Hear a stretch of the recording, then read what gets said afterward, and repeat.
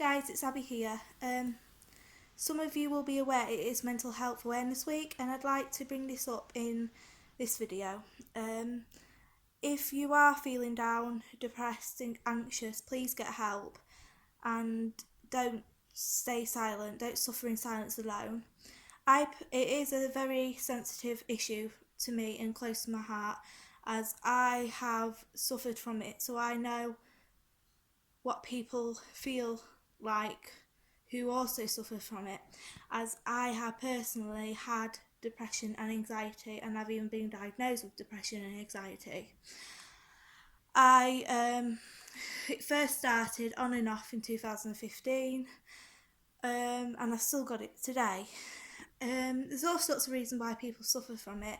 Sometimes it's because of traumatic experiences that get on top of them, that make them feel empty and just really down and not wanting to do what they normally do and enjoy what they normally enjoy.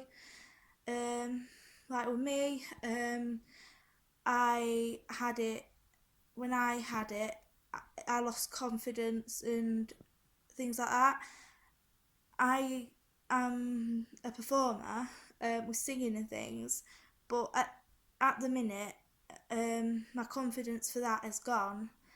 I used to study performing arts at school. I did my first year at college with performing arts, but my second year I didn't do performing arts. I did a different subject because I don't know. It's a hard one to explain. It's because like certain things have knocked me back with my confidence. Like, and with performing arts, you've got to be confident, or close enough to be confident. And I didn't really. I love it. I love the subject, but I just couldn't, because of stuff that's happened to me that I find too upsetting to do it. So that's why I don't do it. But I still, sing and things, but just not to wide audiences and things.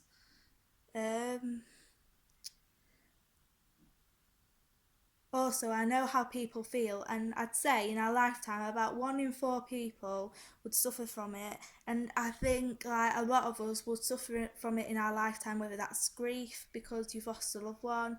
Like with me, I've unfortunately lost some members of my family to cancer and things like that. So that could stay in your brain and upset you.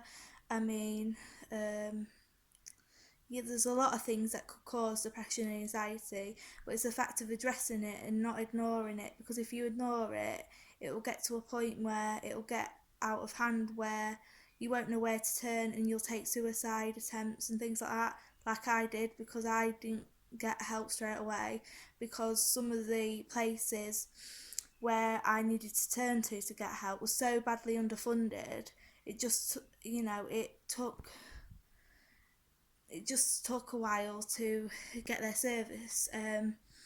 So like a lot of mental health places are like 10 months or something like that waiting list, but like you can be seen beforehand depending what mental health you've got, and if it needs treating urgently or not. And until you're off, until you're not on the waiting list, they do give you support plans and things. So don't think that you won't, support you. There's always someone to support you. Me personally, I said from 2015, so I've been under child adolescent mental health service since 2015, 2016, 2017, 2018, 2019 till I turned 18, and now I'm under the adult mental health service. I think that one of the tools to help with someone who suffers with mental health is to show you calm and you're patient, and just to be kind to people, like from all walks of life, because you don't know what they're going through. Like, they might look like they're okay, but they might not be. I mean, with me, some people who now know I suffer from it did not know I had it. So it's kind of hard, because they might smile and they might look happy, but deep down they might not be. They might be really sad and miserable, and you know, don't think there's much to life, but there is. And you will get through it, because I've been through a lot of tough times. I've been through it really bad. I've been to A&E and everything. Um, but you will get through it. It will take time. Mental health doesn't go away. It you can get better from it, but it's not a quick fix where you can just recover straight away. It takes time. Um, just stay strong. Keep strong.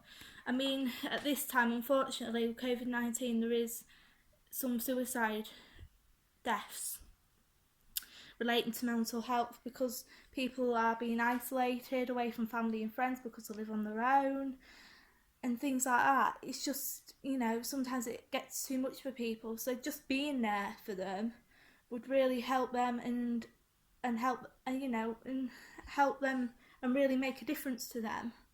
And also, if you see some of the signs, would be if, like, they don't seem their normal self. So if they're more quiet when they're normally chatty and things like that. Another sign is if you see like cuts on their arm or things like that, to know where to turn to if you see things like that, and how to help them, and how to stop that, and also to stop them from carry on doing that, because that another one would be, to, if they're not coping as well, to suggest things that could help them cope, such as mindfulness. That's a good one. I use that sometimes. Just stuff that can help them, you know. So things like that, and always make sure that they know that you're there for them day or night, because it can happen. People can get really down at night because they have more time to dwell on things. Like, if, like me, I dwell on things which ain't good, and it's not healthy. But that's just the way I am. I can't help that. Um, and with me as well, like bad stuff that has happened to me, it gets me like just really down and stuff. Like, it's hard to forget traumatic things that have happened to you. So I don't know where I'd be if I never had the people around me to support me. If I never had a support network, I don't know where the hell I'd be. So, need to make sure that there's people around them, whether it's friends or family, or someone they can trust, like an adult they can trust, and things like that. Um, it's mental health is hard for people. It is hard for them to accept they've got it, and it's also hard when they know they've got it, to admit they've got it and to get help. I mean, often they take their own life because they're ashamed, which they shouldn't be, because we all have our ups and downs, and we all go through rough patches, but it's just knowing where to go from there, and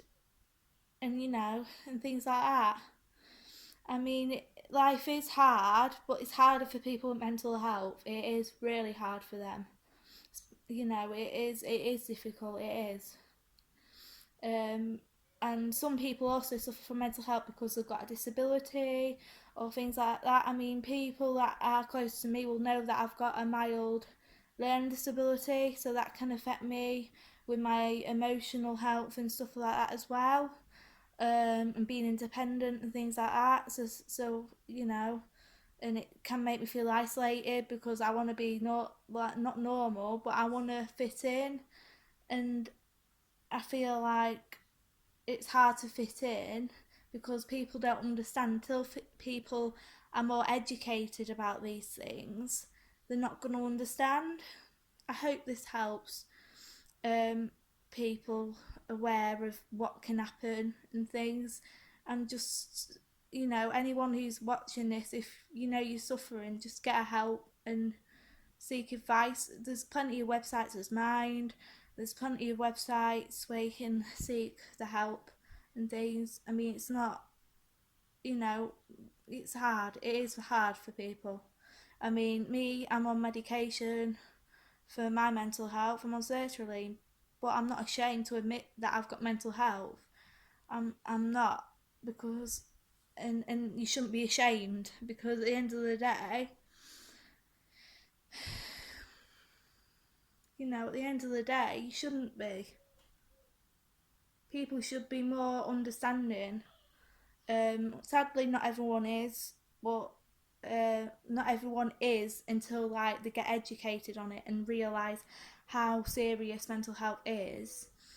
It's more common than what you think, but not as diagnosed as much because of the cuts and things and people not seeking the help. But it is there. It is there. That's all I've got to say, really. Um, Take care. Bye.